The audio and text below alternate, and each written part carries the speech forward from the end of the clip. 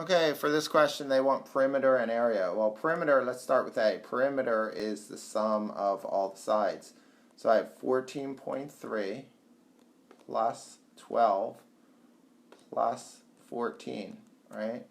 So let's see, that's equals 26.3 plus 14, which equals 40.3 yards. The perimeter for the first one, right? 40.3 yards. And then they want the area. The area is 1/2 the base times the height. And I have to write that formula before I use it, right? Area equals 1/2. The base is 14 and the height is 11, right? So the area comes out to be 7 times 11. The area equals 77. And this is yards times yards, so that's yards squared. So 77 yards squared, or square yards. Okay, that's A. Let me make some room for B to do the same thing.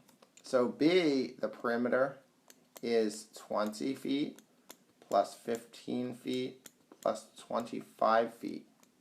So the perimeter, that's 60 feet is the perimeter for the part B. The area is 1/2 times the base times the height. So the area is 1/2 times the base, which is 25, times the height, which is 12.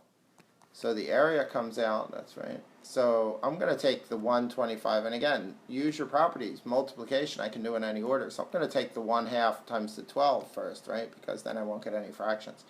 So that's 6 times 25. So the area for this one comes out to be 150, and again, it's feet times feet, which is feet squared. So 150 square feet.